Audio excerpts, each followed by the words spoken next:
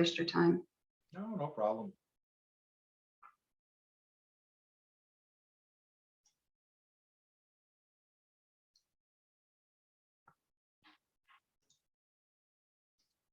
Hi, Jeff Dolly from Cybersecurity. Thank you for joining me on Lorna Learns to teach your membership a little bit more about your organization. What are the most important common types of attacks and how can people prevent them? Hi, Lorna. Nice to be here. Yeah, it's really interesting. Heading into last year, the cybersecurity industry had seen ransomware and social engineering attacks ramping up slowly over time.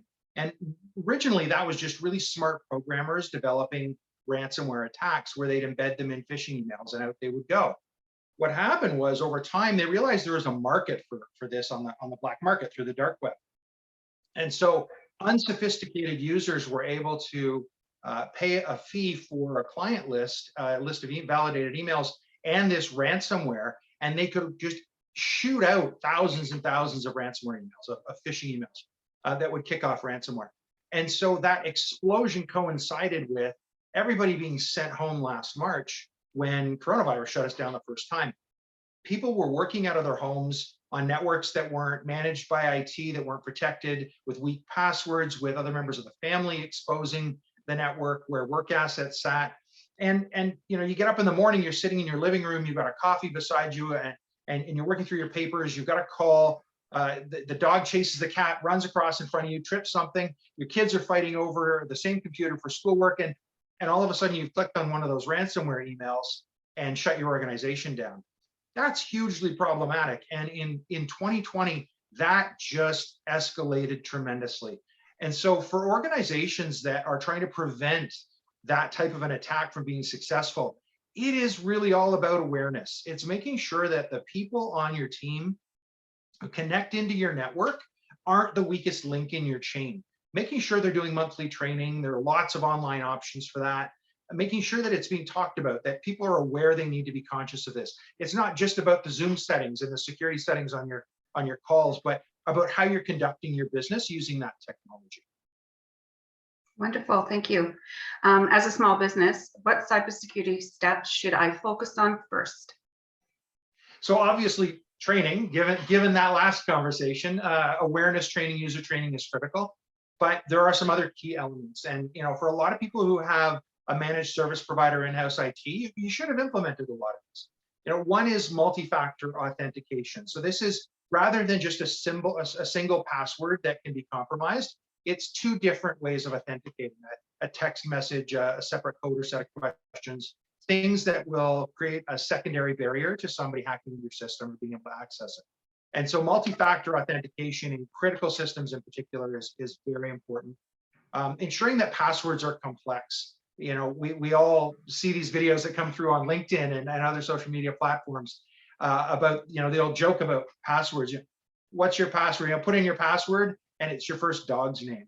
And then they came out with the thing that said you need to put a number in. Okay, so number one. You need to put a symbol now. Okay, well, exclamation point. So that's everybody's password. Well, that doesn't work anymore. Those are simple searches that are easily cracked. So it's important to have a policy about complex passwords and then to enforce them in practice as well. And they should be single use so that even if one gets stolen, it's not compromising other applications.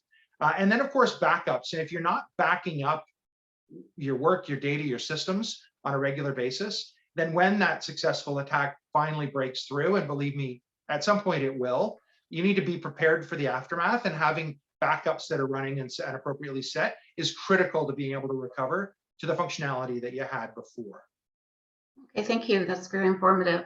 And lastly, what do you expect to be the biggest issues in cybersecurity over the next couple of years?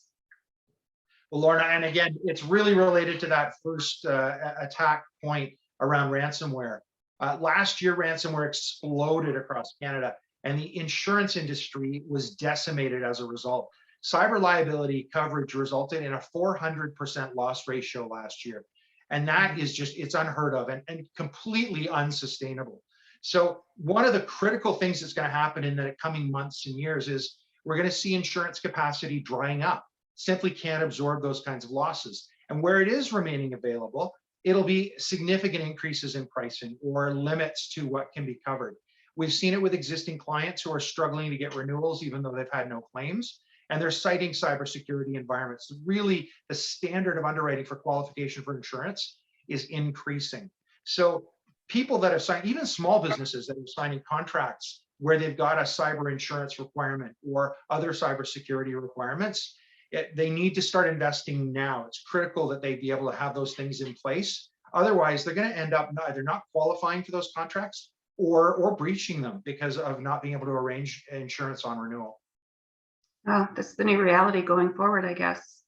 Well, thank you for all that information. I'm sure that the members will find it valuable. So we could learn a little bit more about Jeff Dolly before we sign off.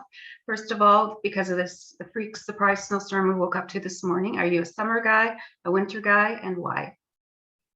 Well, so it's funny. Of course, I've got two boys, and one's a winter guy who loves hockey and can't wait to get on the ice, and the other one's a summer guy who is all about baseball and wants to get out on the field.